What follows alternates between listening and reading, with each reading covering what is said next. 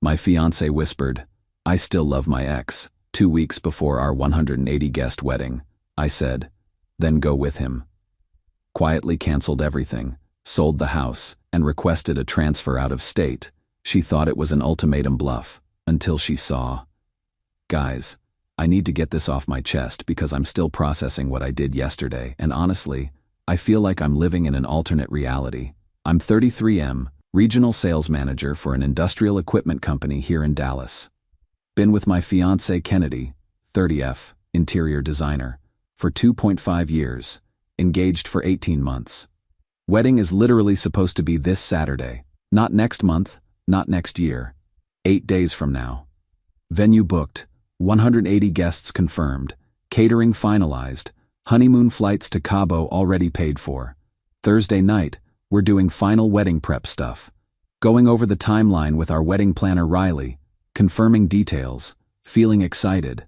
Normal pre-wedding stress, but nothing crazy. Kennedy seemed a little quiet, but I figured she was just overwhelmed with all the last-minute details. Then around 11 p.m., after Riley left, Kennedy starts crying. Not happy tears, like ugly sobbing in our kitchen. I'm thinking maybe her mom said something bitchy about the centerpieces or whatever, so I ask what's wrong. She looks at me and says, "Blake texted me." Blake, her college boyfriend from 6 years ago, the one she dated for 3 years and thought she was going to marry, before he moved to Chicago for work, and they broke up. The one she's mentioned maybe 5 times total in our entire relationship because it was too painful to talk about. I'm like, okay, weird timing, but whatever. People reach out sometimes. Then she hits me with, he's divorced now. His marriage ended 6 months ago and he's moving back to Dallas. Still processing, still giving her the benefit of the doubt. Okay, and? Then she completely destroys my world. Mason, I can't marry you on Saturday. I'm still in love with him. Guys, 2 weeks before our wedding. After 18 months of engagement. After I put a $12,000 ring on her finger, and we've been living together for 2 years, and I bought this house with her dream kitchen that she spent 8 months designing. I just stared at her. Couldn't even speak for probably 2 full minutes. She's still crying, saying she's so sorry, and she didn't know these feelings were still there. And she thought she was over him. But when he reached out, she realized she never was. When I finally found my voice, I asked the only question that mattered. "Are you calling off the wedding?" She says, and I'll never forget this. "I don't know. I need time to figure out what I want. Can we postpone?" Time to figure out what she wants, 8 days before our wedding. After 2.5 years together. I told her she had 24 hours to decide.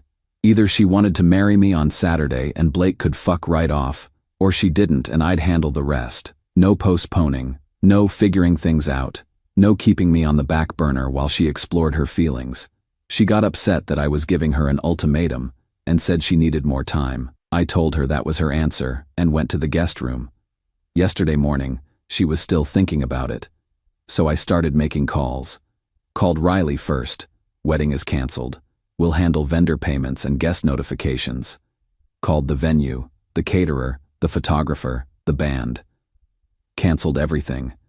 Yes, we're eating most of the deposits, but whatever. Called my boss. I'm requesting immediate transfer to our Denver office. He's known me for 8 years, knows I don't make impulsive decisions. Approved it on the spot. Called our realtor. House goes on the market Monday. Called my parents, explained the situation. They're driving down this weekend to help me pack. Kennedy came home around lunch to find me loading boxes into my truck. She completely lost it, screaming about how I'm overreacting and destroying everything and not giving her space to process. I told her I was giving her exactly what she asked for, time to figure out what she wants, just not with me as an option anymore. She kept saying she never said she didn't love me, and we could work through this, and I was throwing away 2.5 years over one moment of confusion. Here's the thing though, this wasn't confusion. This was clarity.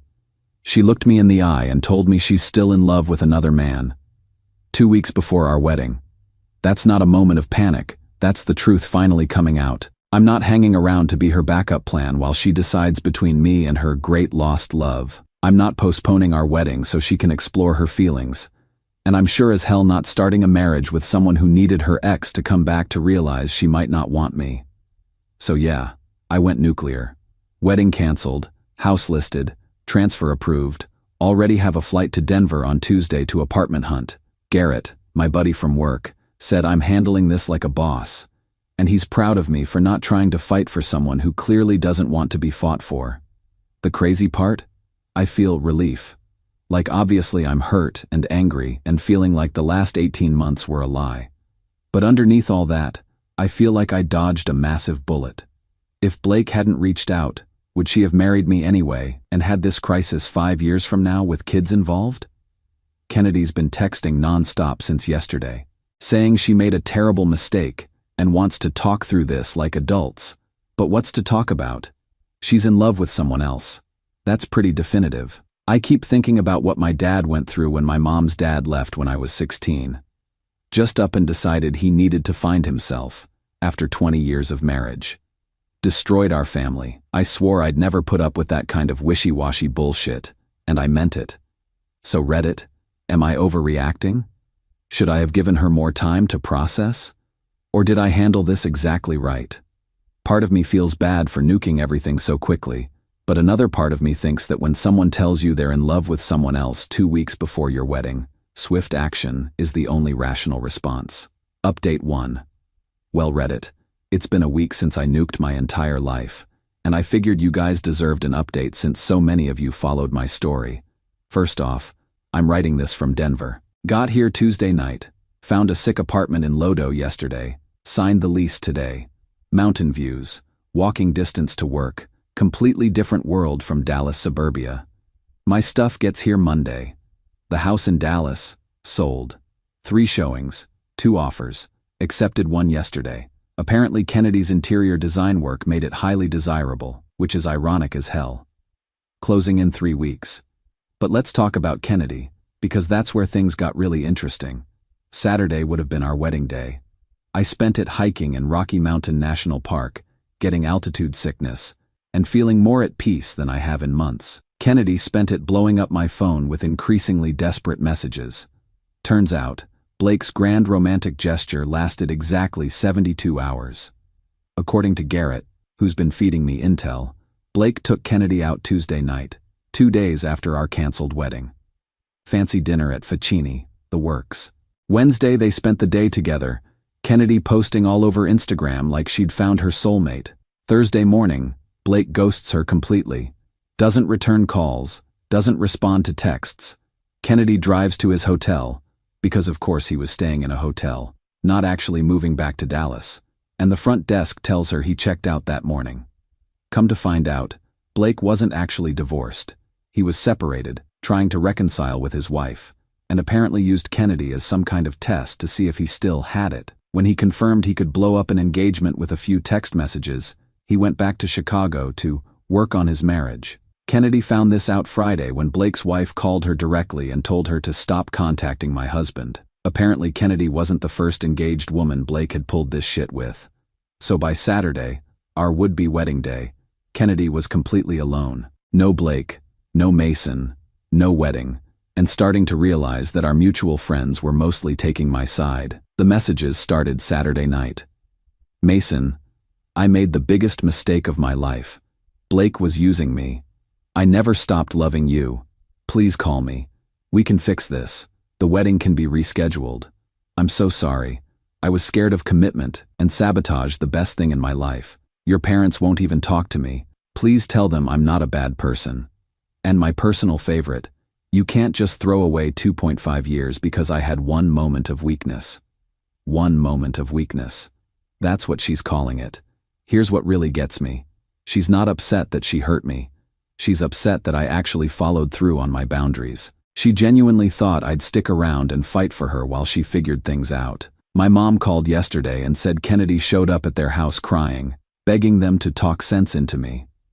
Mom told her that I learned from watching my dad that you don't wait around for people who can't decide if they want you. The best part though, Kennedy's been asking our friends if I'm seriously moving to Denver or if this is just a dramatic gesture to get her attention. She cannot comprehend that I actually meant what I said. My new colleagues here are amazing, by the way. Already invited me to a company ski trip next month. The regional manager I'm working under said Dallas has been trying to get me to transfer for 2 years. So this worked out perfectly for everyone. I did have one moment of doubt though. Wednesday night, looking at all our photos on my phone before deleting them, I started wondering if I was too harsh, if maybe I should have given her a chance to explain. Then I remembered her exact words. I'm still in love with him. Not, I have confusing feelings, or, I need closure. She was in love with another man. 2 weeks before marrying me. And you know what? If Blake had been genuine, if he'd actually wanted to build a life with her, she would have chosen him. I'm not anyone's second choice, especially not someone who waited until 14 days before the wedding to figure out who she really wanted. Garrett sent me a photo yesterday. Kennedy at Target, looking like she hasn't slept in days, buying a pint of Ben & Jerry's and a bottle of wine. He said half our friend group feels bad for her. The other half thinks she got what she deserved. I don't wish her misery. I genuinely hope she learns from this and finds happiness eventually. But I'm not sticking around to be her therapy session while she processes her commitment issues. Denver is incredible, guys. The air is thin but clean, the mountains are unreal, and I haven't thought about wedding planning or interior design, or Blake's manipulative bullshit in 48 hours. Update 2. Hey Reddit, 6 weeks post-nuclear option, and I've got some updates that will definitely satisfy your justice boners. This story turned out to be stranger than I ever imagined. Everything I thought I knew was just the tip of the iceberg. Let me tell you the full version so you understand what really happened. First, let me paint the picture of my life now. I'm writing this from my deck in Lodo, looking at the mountains with a beer in hand after a day of snowshoeing. Got promoted to district sales manager last week with a 40% raise. Bought a used Jeep Wrangler for weekend adventures. Life is objectively better in every measurable way. Now for the Kennedy-Blake drama update, courtesy of my intel network back in Dallas, mainly Garrett and a few mutual friends who've been keeping me informed. So last update, Blake had ghosted Kennedy after 3 days. Well, the full story is even worse than I thought. Blake never left his wife. The divorce was actually just a trial separation that started in January. When he reached out to Kennedy in October, he was already in marriage counseling trying to work things out. Apparently, his therapist told him and his wife to explore what you think you're missing before deciding whether to divorce. So Blake decided to look up all his exes to see if the grass was actually greener. Kennedy wasn't even the only one. Garrett found out through a friend of a friend that Blake contacted at least 3 other ex-girlfriends around the same time. 2 of them were smart enough to tell him to fuck off. Kennedy was the only one who took the bait. Here's the timeline as I've managed to piece it together. Blake first reached out to Kennedy on a Wednesday. The very next Thursday, she confessed everything to me. By Friday, I had already blown up the entire relationship. The following Tuesday, Blake took her out, only to ghost her by that same week's Friday. And by Sunday, he was already on a flight back to Chicago to work on his marriage. 1 week. He destroyed my engagement, Kennedy's entire social standing, and our friend group for a 1-week ego trip to prove to his wife that he could still get women. But wait, it gets better. Kennedy tried to expose him on social media. Posted a long Instagram story about how he manipulated her into ruining the best relationship of her life. Blake's wife saw it and called Kennedy directly, not to yell at her, but to thank her. Turns out Blake had been pulling this shit throughout their entire marriage. The wife had suspected he was reaching out to exes but couldn't prove it. Kennedy's public meltdown gave her exactly the evidence she needed for her divorce lawyer. So Blake lost his wife anyway, and now has to pay alimony and deal with Kennedy's very public documentation of his manipulation tactics. His reputation in Dallas social circles is completely destroyed. Kennedy's been trying to rebuild her image by painting herself as a victim of manipulation. But it's not really working. Most people are like, yeah, Blake's a piece of shit, but you still chose him over Mason 2 weeks before your wedding. The funniest part? Kennedy's been telling people that I was too extreme in my response, and that any normal person would have tried to work things out. Meanwhile, I'm getting messages from guys saying they wish they'd had my backbone in similar situations. Her interior design business is struggling too. Turns out, a lot of her clients were referrals from our mutual friends, and well, awkward. Plus, word travels fast in Dallas about what happened, And people don't really want someone who can't commit to her own wedding planning their major renovations. I, on the other hand, am crushing it. Closed 3 major deals last month. My boss is talking about fast-tracking me for regional VP, and I've been hiking every weekend. Did I mention the 40% raise? Oh, and here's the kicker. My old company in Dallas has been trying to get me to come back. They offered me Kennedy's old position, not literally her position, but the same level role she'd been angling for, plus a signing bonus. I told them thanks, but no thanks. Denver is home now. Kennedy found out about the offer through the office grapevine and texted me. See? They want you back. Dallas wants you back. I want you back. You belong here. I didn't respond, but if I had, I would have told her that belonging somewhere isn't about people wanting you back after you've already left. It's about people appreciating you enough that you never want to leave in the first place. She definitely didn't appreciate me when she had me. Final update. Hey Reddit, it's been 6 months since I went nuclear on my life, and I wanted to give you guys a final update since so many of you have been following this saga. Short version, life is incredible, and I have 0 regrets. Long version, remember how I said life was objectively better? That was just the beginning. I'm now regional VP for Colorado-Wyoming territory, making almost double what I was in Dallas. Bought a house in Golden with mountain views that would make your jaw drop. Still have the Jeep, added a mountain bike and ski equipment. My health is better, my bank account is better, my entire outlook on life is better. But here's what I really want to talk about: the mindset shift that came from taking decisive action when my boundaries were crossed. 6 months ago, I was a guy who thought compromise and working things out were always the mature response. I thought walking away made you a quitter. I thought fighting for your relationship, no matter what, was what good men do. Now I realize that was bullshit. Sometimes the most mature thing you can do is recognize when someone has shown you who they are and believe them the first time. Kennedy showed me that when push came to shove, when she had to choose between security, me, and excitement, Blake, she chose excitement. That's not love, that's convenience with a backup plan. Some updates on her situation, since people always ask. She moved back in with her parents. Her interior design business basically collapsed. Last I heard through the grapevine, she was working at a furniture store and taking antidepressants. Look, I don't take pleasure in her struggles, but I also don't feel guilty about them. She made her choice, and choices have consequences. I made mine too, and I'm living with those consequences very happily. Blake's wife divorced him and got half his shit. He's apparently trying to start over in Denver, of all places. But word travels fast in business circles, and his reputation preceded him. Haven't run into him, hope I never do. The biggest lesson I've learned is this: when someone can't decide if they want you, make the decision for them by removing yourself as an option. It's not mean, it's not immature, it's self-respect. I've been dating someone for about 2 months now. Nova, she's a veterinarian here in Golden. Met her at a trail cleanup volunteer event. She's nothing like Kennedy, direct, decisive, knows what she wants.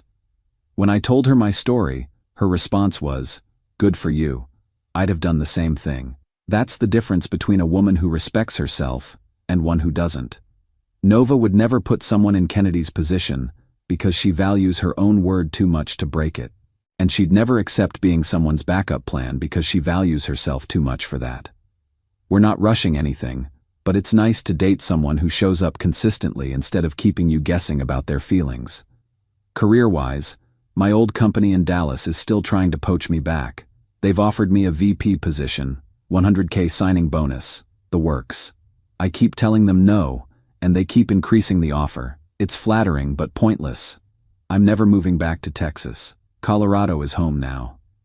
I've got friends who invite me skiing, hiking buddies who push me to try new trails, colleagues who respect my work, and a life that I built from scratch based on my values instead of someone else's indecision. My parents visited last month and said they're proud of how I handled everything, my dad especially. He said he wished he'd had my backbone when he was dealing with his own commitment-phobic situation. The house in Dallas finally sold. Took forever because Kennedy's emotional attachment made showings weird, and I used my equity to buy my place here outright. No mortgage, no debt, complete financial freedom at 33. Sometimes people ask if I miss Kennedy or if I ever wonder what if. Honestly, no. You can't miss someone who was never really there. The Kennedy I thought I loved was the version of her that existed when she felt safe and secure with me as her backup plan. The real Kennedy was the one who could look me in the eye 2 weeks before our wedding and tell me she loved someone else. I don't wonder what if, because I know exactly what would have happened. We would have postponed the wedding. She would have strung me along while figuring things out. And eventually, I would have ended up right here anyway, just with more wasted time and less self-respect. The best part about going nuclear isn't the dramatic satisfaction, though that was nice. It's the knowledge that when someone crosses your boundaries, you have the backbone to enforce them immediately. It changes how you move through the world. People treat you differently when they know you won't accept disrespect.